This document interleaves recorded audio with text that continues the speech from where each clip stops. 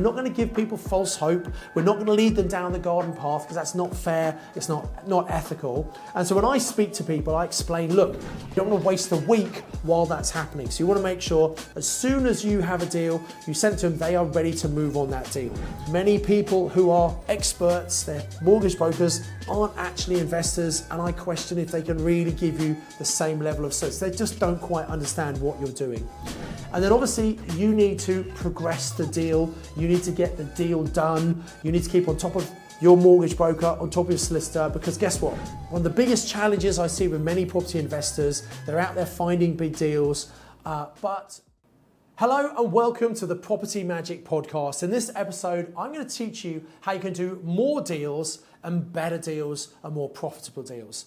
And as you know, if you've read my book, Property Magic, which is the Amazon property #1 bestseller, it's all about working with motivated sellers. And what motivated sellers need is speed and certainty. If you can find these motivated sellers and give them the speed and certainty they need, they'll be very flexible on the price and or the terms of the sale. So that's what I'm going to teach you in this video. How can you actually give them that speed and certainty?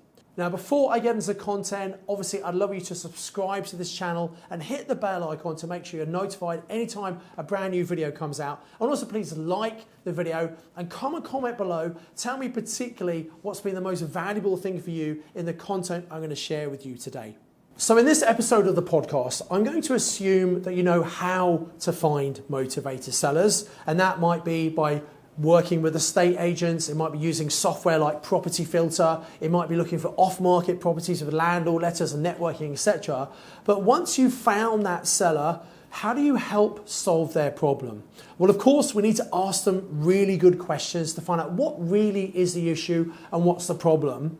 And then once we've listened to what they've said and we've worked out what might be the best solution, we need to come across with certainty and confidence. Now, we're never going to say to someone, yes, I'm going to buy your property, unless we actually are going to buy it. We're not going to give people false hope. We're not going to lead them down the garden path because that's not fair, it's not ethical. And so when I speak to people, I explain, look, I might be able to help you. I might be able to buy really quickly. And I generally work with people who the speed and certainty is more important than the amount of money they get. But in order to work out if I can help you or not, I need to ask you lots of questions. So I get them to open up to give me the information. But once I've got that information, I want to make sure that they feel confident that I am going to do the deal. So I look them in the eye and I tell them, once we reach a deal, I say, look, I'm going to get this done. Here's what needs to happen. And I want to inform them what they need to do to play their part to get this deal to happen really quickly. Now, I do that because this might be the very first property they've sold. They may not know that they need to register with their solicitor and provide all their ID, and they need to fill in the home information pack to say what's been included in the property or not. And if they don't know those things and they're not prepared, and this big wad of paper arrives from a solicitor and they think, oh, I'll do it sometime, don't get around to it, that's going to slow the sale down. So I want to make sure the seller is moving as quick as they need to move to help me to buy this property quickly. And that's partly education. Just by giving them that information, you're showing you obviously know what you're doing. And if they feel certain that you are doing a deal, they're not going to go and look elsewhere. Now, the other thing you might want to do, you might want to get a purchase option signed with them, which is kind of a commitment. So you get the heads of terms, say, look, I'm going to buy this property at this price, and whatever the deal is, you put it down on a piece of paper, then you sign it and they sign it, you give them £1, and really that's locking them into the deal. A purchase option gives you the right to buy but not the obligation to. You don't have to buy if you don't want to, but they are committed to the deal. Now, if you drag on and take too long, they could go to court and maybe get that turned over. But the point is, it's more psychological. It's more about the thing, right, I am now committed, this person's buying this property, it's on paper, we've agreed the deal. Obviously, it has to go to legals and things might come up out of the woodwork, which means you don't buy the deal, but at least you've got the right to buy and they can't go and change their mind. And the reality is, if they believe you are moving forward, if they have confidence and certainty, they're not going to go elsewhere anyway. The only reason they look around, see if they can find someone else to buy the property is if they don't think you're going to do the deal, or if actually it's not a good deal for them, they're really unhappy about it and they're trying to find a better solution. That's why I talk about in the book, it's so important for you to find this genuine, ethical win-win where you give them what they want, they're more likely to give you what you want. So first of all, you need to get the buyer certain you're going to move forward, and then also you have to make sure they're ready to move and do all the things they need to do. But also, you need to move very quickly on your side. You need to have your power team set up and ready to go. So here's some simple things you could do. First of all, find the solicitor who's going to represent you in your transactions. Register with them. Get them to open a file. You need to prove your ID, your address, etc. You don't want to waste a week while that's happening. So you want to make sure as soon as you have a deal, you send it to them, they are ready to move on that deal. Now, normally what most solicitors would do, the buyer solicitor will request the contract from the seller solicitor. They'll wait till they get that. They'll often wait until you have your mortgage offer. Once the mortgage offer comes in, and that can take months, by the way, then they'll apply for the local searches with the local council. You can compress the time it takes to buy the deal by, as soon as you have an agreement, say to your solicitor, right, I want you to get going with the searches. Unfortunately, searches can take quite a long time with a council. So if you wait until you've got the mortgage offer and then you do the searches, you're just extending the amount of time it's going to take to get the deal done. So to compress it down, you want to do something simultaneously and start the searches going. Now, there is a risk, of course, that you spend money on the searches and then you don't buy the property. But really, if you're making an offer to someone, it's been accepted, you should be pretty certain that you are doing this deal and you should be moving forward, unless something that you really didn't know about comes out of the woodwork and it's just not such a good deal, okay? So occasionally you might spend money and then not buy the property, but hopefully you are going to buy the property, particularly if you're moving forward quickly because you're using this compressed process. The other thing you might want to do is get your mortgage broker set up. And again, I know sometimes people, they talk to different brokers, they see who can do the best deal. Really, just go and pick one broker. Find someone who's independent. That means they've got access to the full market. They don't just represent a couple of lenders. And ideally, they're also an investor themselves because they'll understand what you're trying to achieve, and they'll also probably give you a much better service if they're like you, okay?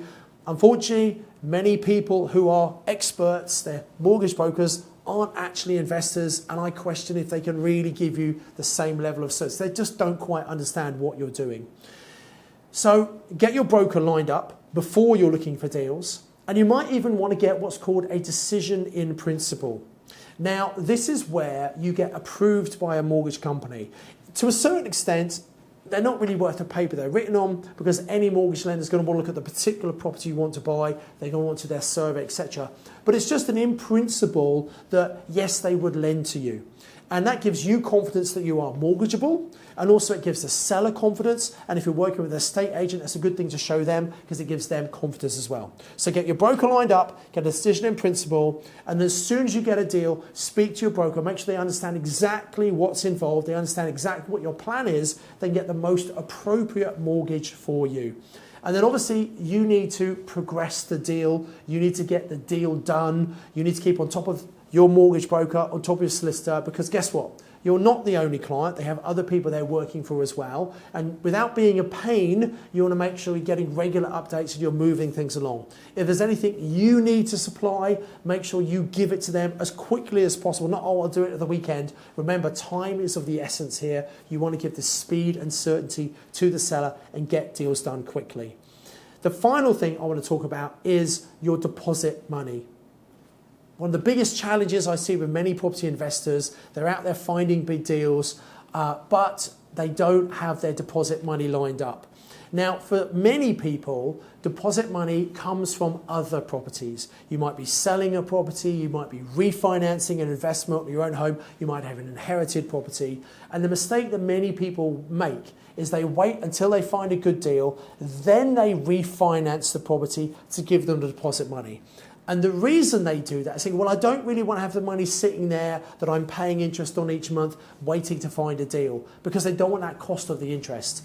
I would much rather have the money sitting there, even if it was costing me a bit of money, ready to go, rather than having the headache of rushing around trying to organise things. Because I guarantee your remortgage on your property is going to take longer than you expect. And I've seen so many people lose incredibly good property deals because the remortgage didn't happen. So if you are planning to remortgage a property, speak to your broker, get that going now, because it's going to take some time. Get your money, your pot of money ready. And I assure you, when you have a pot of money that's, metaphorically speaking, burning a hole in your pocket, you're going to be more incentivized to get out there and find some great deals.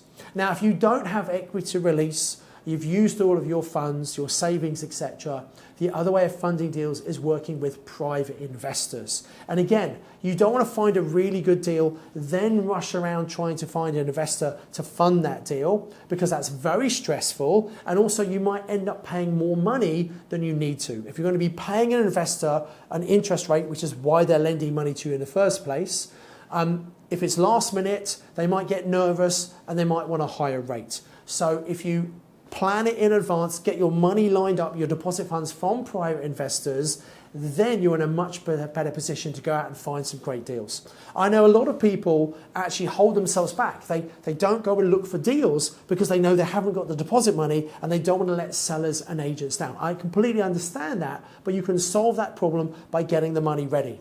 Now, a misconception that many people have, they think, well, if I'm borrowing someone else's money, I have to show them the deal. Well, if they're a far more experienced investor than you, yes, they'll want to see the deal. They'll want to make sure it's a good deal. They can see how you can make the money and get money back to them. But in reality, most of the people you're going to be borrowing money from probably don't know as much as you know about property investing. They might be a friend, a family member, a work colleague, and they're lending money to you because you are the property expert. You've educated yourself, you've got some training, you're finding great deals, you know what you're doing. They're lending money to you because they like you, they know you, and they trust you. They believe you're going to look after their money, get it back to them, and give them a great rate return, help them make money, which is why they're lending to you in the first place. So get those investors lined up. You don't have to have a property. They're lending to you because they like you and trust you. Now, it might be sitting there thinking, well, it's all very well for you to say this, but I'm not quite sure. I've got a lot more information I want to share with you about raising money. I don't have time to do it in this episode of the podcast, but I do have some online training you can access that explains all about how you can raise all the money you need for all of your property investing. There's going to be a link in the show notes.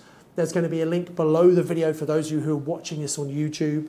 And I suggest you click on that link, come and join me on that online training to really understand how you can use other people's money and overcome many of the mindset blocks that might be stopping you moving forward with your property investing.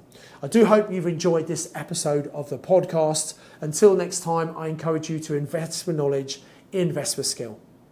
And of course, if you're watching on YouTube, make sure you like the video. Come and tell me about your biggest challenge with moving quickly. And also make sure you subscribe to the channel, hit the bell icon so anytime we bring out a brand new video, you are notified. And make sure you come and join me on this online training all about how to raise money. Invest with knowledge, invest with skill. I'll see you in the next episode.